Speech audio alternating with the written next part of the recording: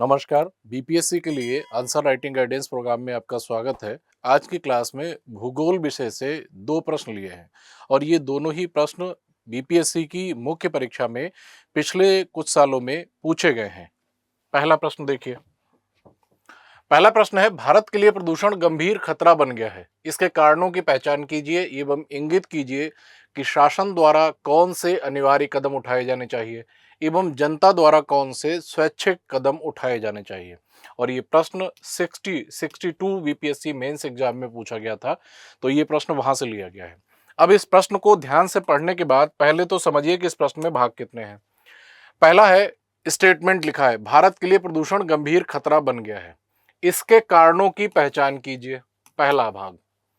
एवं इंगित कीजिए कि शासन द्वारा कौन से अनिवार्य कदम उठाए जाने चाहिए।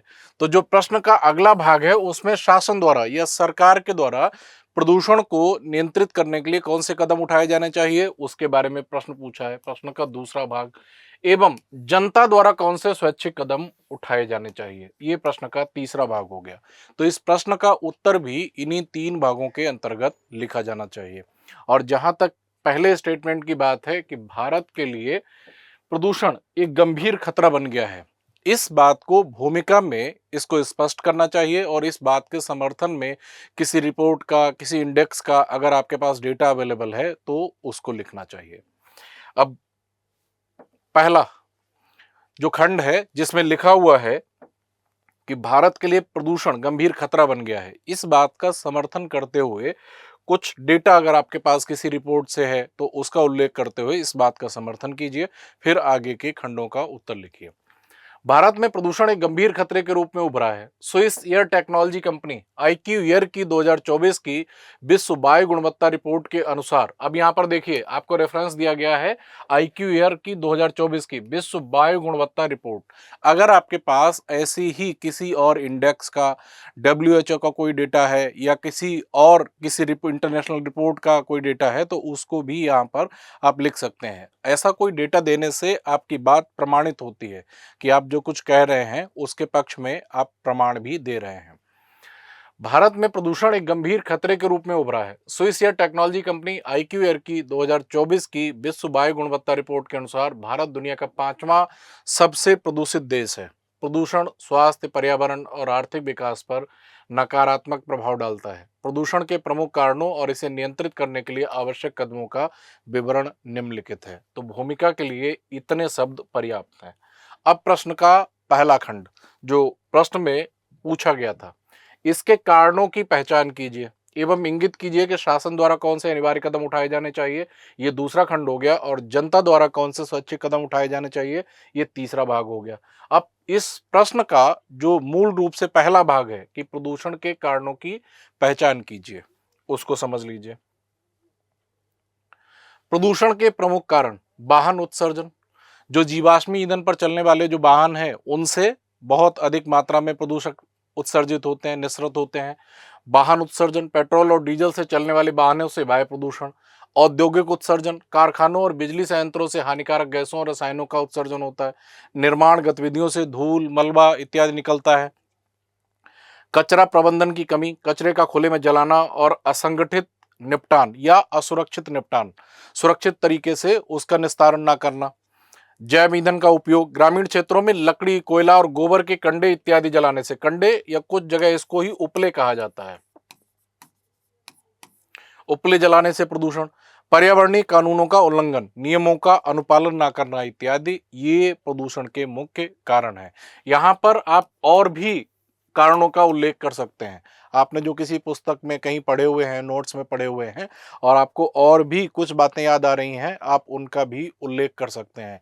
लेकिन ध्यान एक चीज रखनी है कि प्रश्न को कितने शब्दों में पूछा गया है। अगर कम शब्दों में पूछा गया है तो इसको एवरेज करके, संक्षिप्त करके लिखें। अगर अधिक शब्दों में पूछा गया है तो यहीं पर और ज्यादा डिटेल में लिखा जा सकता है। अब प्रश्न का अगला भाग था कि शासन द्वारा प्रदूषण के नियंत्रण के लिए कौन से कदम उठाए जाने चाहिए। शासन द्वारा या सरकार द्वारा उठाए जाने वाले अनिवार्य कदम, पहला है सख्त कानून और उनका क्रियान्वयन सुनिश्चित करना। प्रदूषण नियंत्रण के लिए सख्त कानून लागू करना और उनका पालन या उनका अनुपालन सुनिश्चित करना। भारत में प्रदूषण को नियंत्रित करने के लिए अनेक कानून हैं, लेकिन प्रायः ऐसा देखा गया है कि उनका अनुपालन ठीक से नहीं हो पाता है। इस वजह से भी प्रदूषण एक गंभीर समस्या के रूप में उभर कर सामने आता है। तो कानून बनाना और कानूनों का सख्ती से क्रियान्वयन करना भी बहुत जरूरी है। नवीकरणीय ऊर्जा का उपयोग, जीवाश्मी ईंधन पर निर्भरता कम करना और जो रिन्यूएबल एनर्जी है जिनसे प्रदूषण कम होता है या प्रदूषण नहीं होता है, ऐसी ऊर्जा को बढ़ावा देना। सौर ऊर्जा, पवन ऊर्जा, जल ऊर्जा को बढ़ावा देना।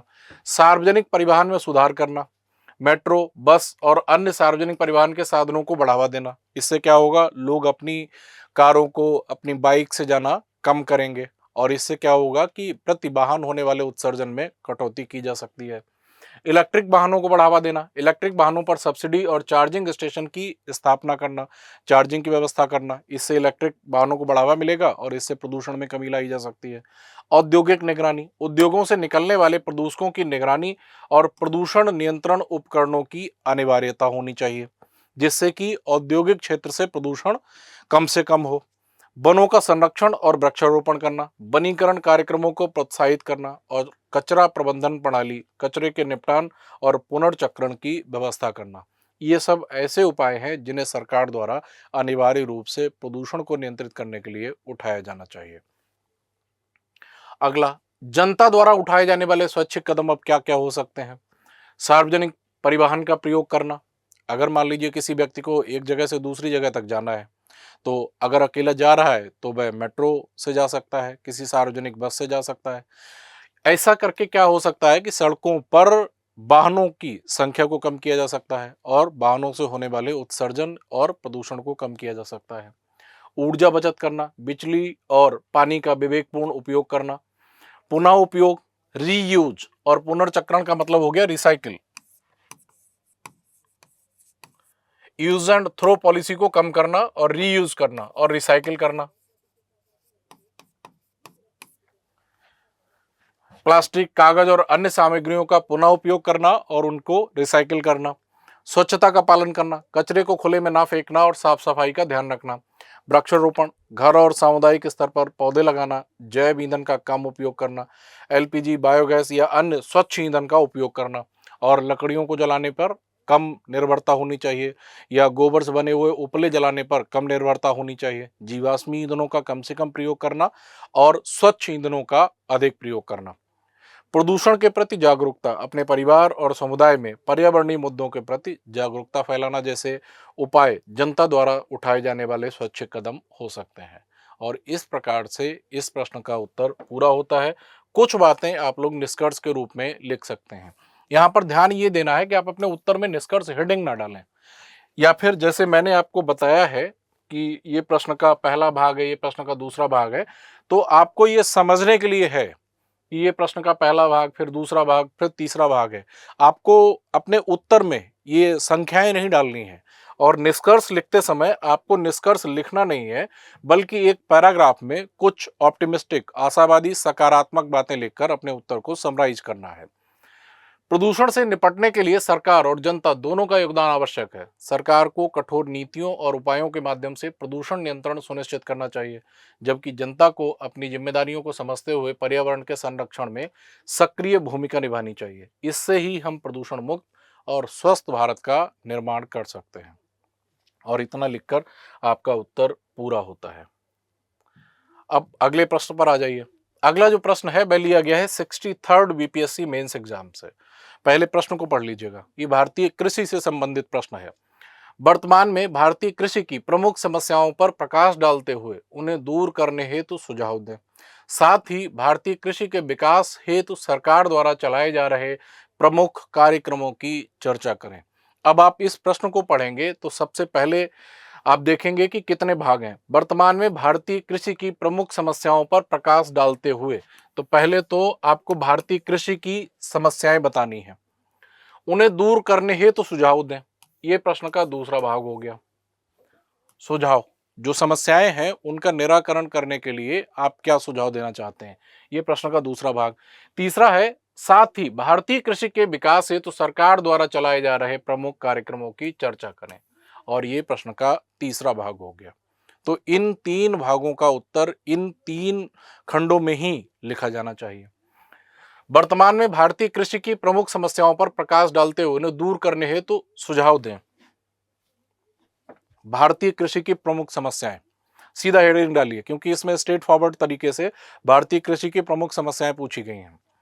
छोटे और बिखरे हुए खेत, भारत में भूमि जोत छोटे और असमान है, जिससे आधुनिक तकनीकों का उपयोग कठिन हो जाता है। यहाँ पर आप कुछ डेटा भी दे सकते हैं कि छोटी जोतों का प्रतिशत इतना है, बड़ी जोतों का प्रतिशत काफी कम है।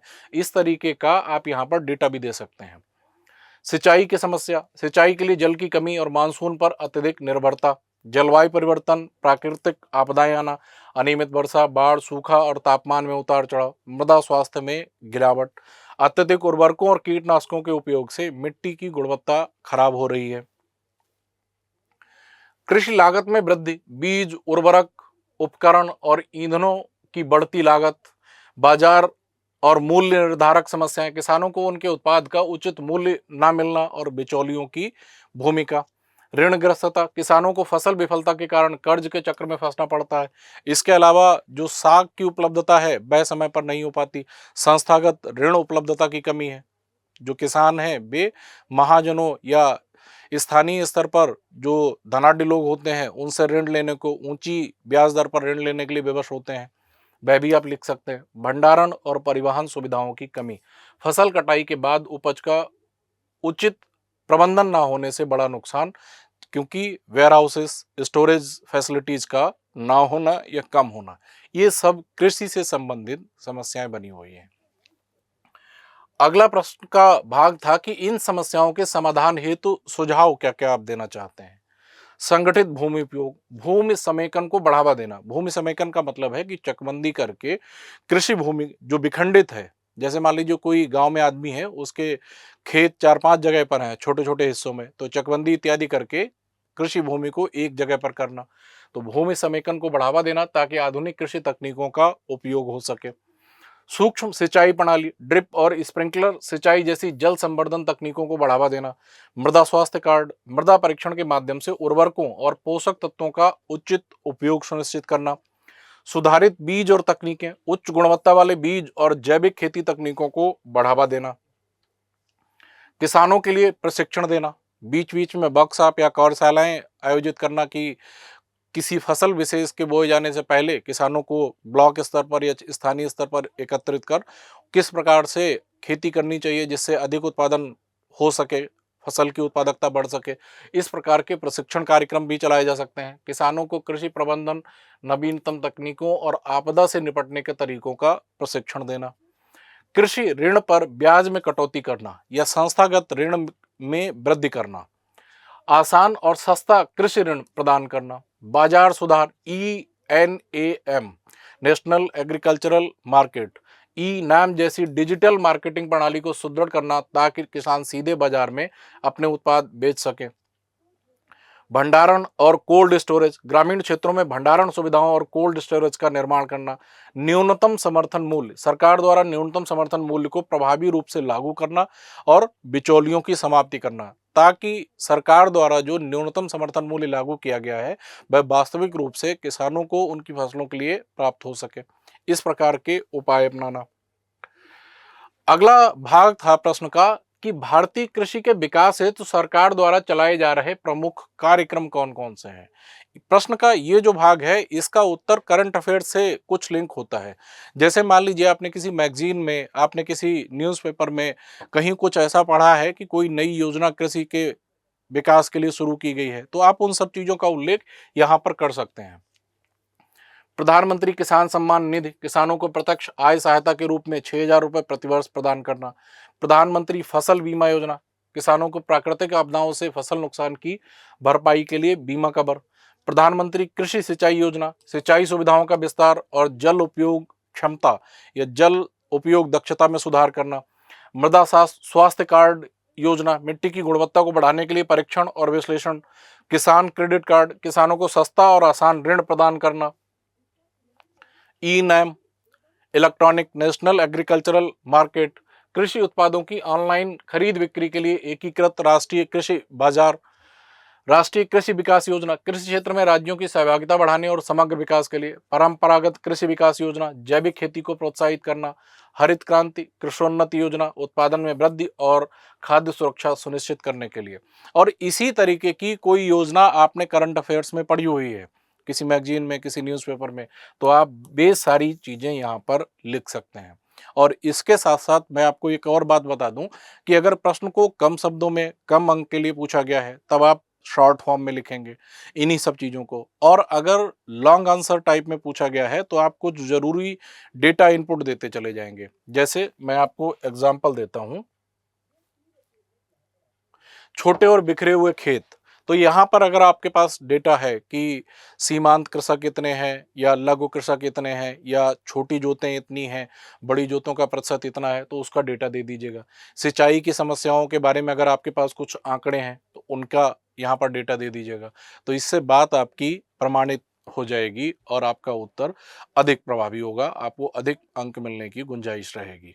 तो इस तरीके से आप अपना प्रश्न हल कर सकते हैं, प्रश्न का उत्तर लिख सकते हैं। तो हम लोग यहाँ पर थे जो कि सरकार द्वारा चलाए जा रहे कार्यक्रमों की चर्चा कर रहे थे, और इसके बाद फिर वही बात आती है कि निष्कर्ष आपको हेडिंग नहीं डालनी है, सीधा एक पैराग्राफ लिख के कुछ 2-4 लाइनें निष्कर्ष के रूप में लिखते हुए आपको अपने उत्तर को समराइज करना है। भारतीय कृषि को सुधारने और सशक्त बनाने के लिए सरकार और किसान दोनों का सक्रिय योगदान आवश्यक है। जहां सरकार को नीतिगत सुधार और सुविधाएं उपलब्ध कराने की आवश्यकता है, वहीं किसानों को नई तकनीकों और संसाधनों का विवेकपूर्ण उपयोग करना चाहिए। कृषि क्षेत्र में इन प्रयासों से आत्मनिर्भर और समृद्ध भारत का निर्माण संभव है। और इस तरीके से आपका उत्तर पूरा होता है। और आज के एपिसोड में इतना ही। अब हम लोग अगले एपिसोड में मिलेंगे। धन्यवाद। नमस्कार।